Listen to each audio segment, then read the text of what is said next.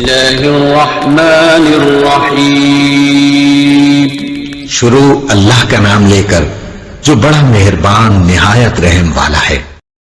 اسی لیے انسان اللہ کے در سے دور بھاگتا ہے۔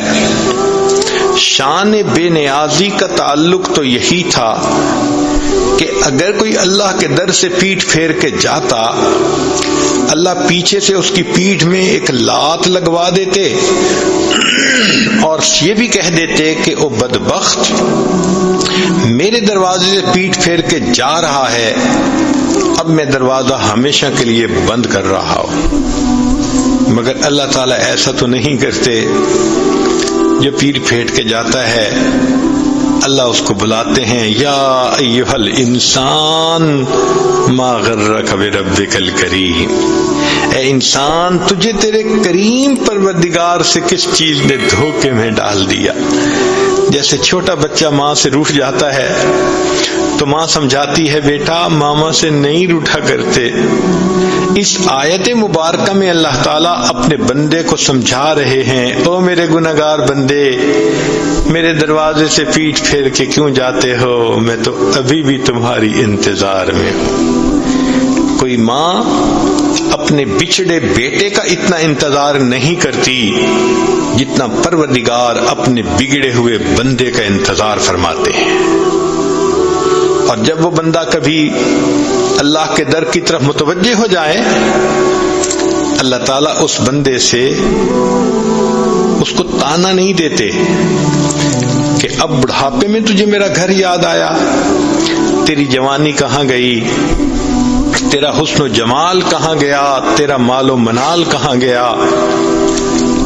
جب تو جوان تھی تجھے سر پہ دوپٹہ لینا اچھا نہیں لگتا تھا، اب بوڑھی ہو گئی، تیرے منہ میں دانت نہیں، پیٹ میں آنت نہیں، اب تو دیکھتی بھی ہے تو نظر کمزور ہو گئی، اب تیرے پلے کیا رہا جو میری بندی تو اب میرے گھر کی طرف آئی ہے۔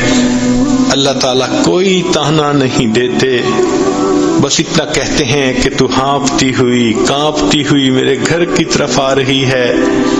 میں پروردگار اتنا مہربان ہوں، تو ایک بالشت آئے گی میری رحمت، دو بالشت تیری طرف پہنچے گی۔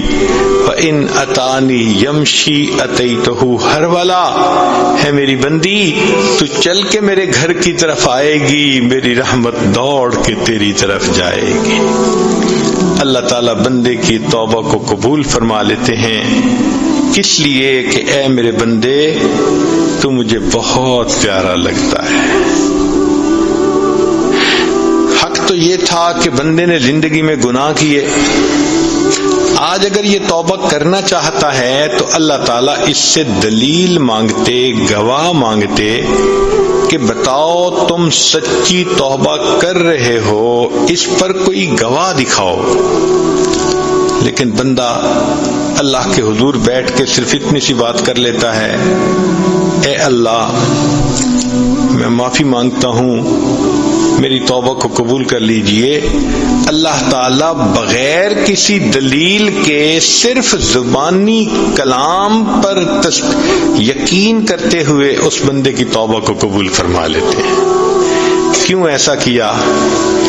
اے میرے بندے تو مجھے بہت پیارا لگتا ہے۔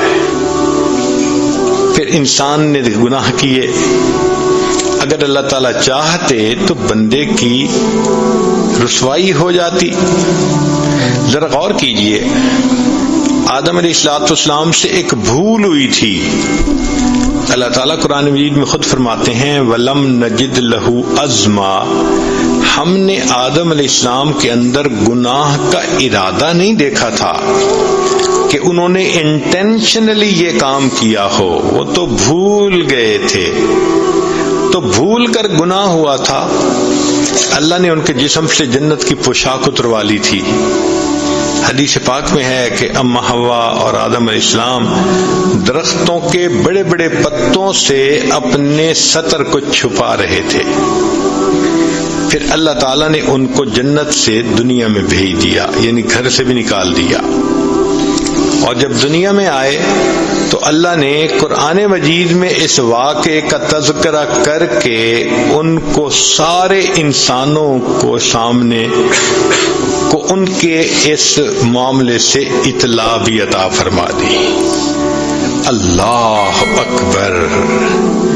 اگر اللہ تعالیٰ چاہتے میری بندی تو نے فلاں کرتوت کیا، میں تیری اولاد کو اطلاع دے دیتا ہوں، میں تیرے خامند کو اطلاع دے دیتا ہوں، میں تیرے باپ کو اطلاع دے دیتا ہوں، ہمارا کیا بنتا۔ انسان گناہ کرتا ہے، اللہ تعالیٰ بندے کی پردہ پوشی فرماتے ہیں، اسے دنیا میں رسوا بھی نہیں ہونے دیتے، شاید یہ میرا بندہ توبہ کر لے اور میں اس کی توبہ کو قبول فرما لوں۔ یہ کس لیے؟ اے میرے بندے، تو مجھے بہت پیارا لگتا ہے،